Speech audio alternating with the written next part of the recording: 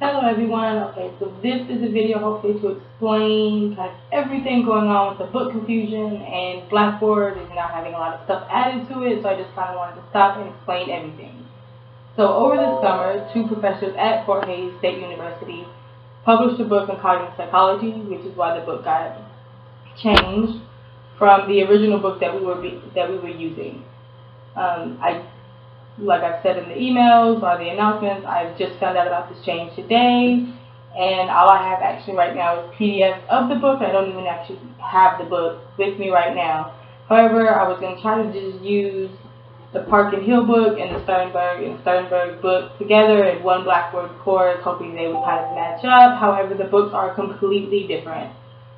They have about 4 chapters that actually talk about the exact same thing, so that's actually not going to work. So that's why I've asked everyone that has the Sternberg book to email me, because I'm going to have to come up with a different option that does not require you to buy another book as you've already bought a book. For any of those interested, the Sternberg looks like this.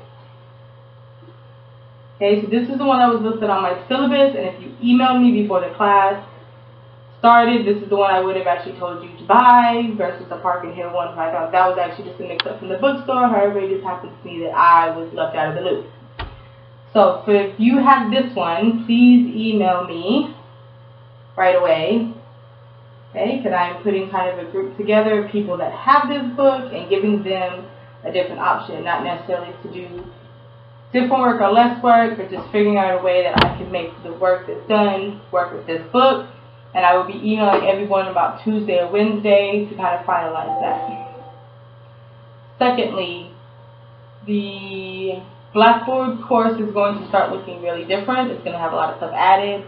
I pretty much have to make a completely new Blackboard course, as the course that is right now does not match the book, the Park and Hill book that is required.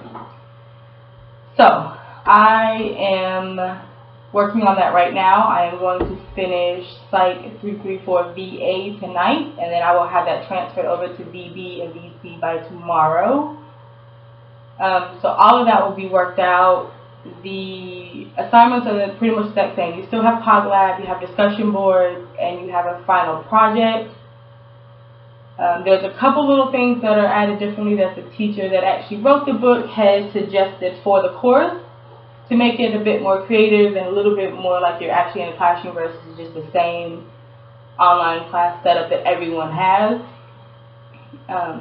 So I will have all that up by Wednesday. The new courses will be up there. That way people can ask questions and all of that. And then next week we will actually start with week 1.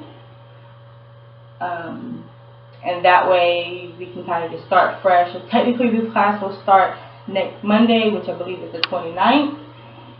This week you will not have to do anything on Blackboard at all. If you have already done your discussion for VA, it got deleted when they transferred everything over. They actually deleted everything off of the thing they had already done. So please email me and I will make sure you at least get your points, because it is an introduction post, so it's not one of the posts that I have to be able to read very specifically to make sure you did it correctly. Alright, and CogLab access. You will still need this. You need to log on to CogLab 5.0. The website is on the syllabus. The syllabus that is posted for VA right now is another professor's syllabus. I will have that uploaded tonight. The new one that is actually going to be my syllabus. That's just going to be a run for me to reference to see what actually is done in the new course setup. And then, so you need to buy your access code. You can either buy that from the bookstore. I haven't had too many students tell me they bought that from the bookstore, so I'm not sure exactly how that process works. Or you can go online to CogLab and purchase it directly from them or Spinach, which is a production company that created CogLab. Then, once you purchase access code, you're putting your access code to be able to access the site, and then you need to make your own personal username and password. So not the one on the syllabus, your own personal. Once you have logged in with your personal username and password, then you can put in a classroom name and password that is located on your syllabus to actually be able to get into the lab and what it actually do. So each week you will still have a CogLab due starting next week up until week 10. The new book has 10 chapters in it versus 12 chapters that were in the Sternberg book. So we will work along with that, and that actually gives you just a little bit more time anyways with your project that will happen. I will make a separate video on that after I have the entire Blackboard site set up. I will make a video kind of explaining that. So start of the semester started out kind of a hectic mess. It did for me also. I went on vacation thinking that I had everything set up and done early so students can take a peek at it, and it's all wrong and I have to redo it within the next couple of days. So keep sending me emails. Definitely let me know if you have this book. Okay, I will be working with you. You will not need to purchase the Hill and Park book. It's just too much trying to return one book to get another book. It's a lot of work. Nobody wants to do it, so we are going to figure something out. I have a plan set up. I'm just trying to see how many people are actually in it to actually work out that plan. So please send me any emails, any questions. I know it's really confusing. I will keep you updated as much as I can.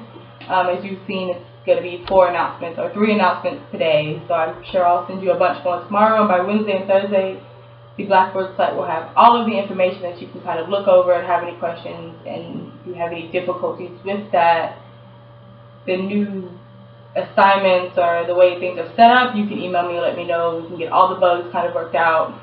By Monday, the 29th, is when this class will start.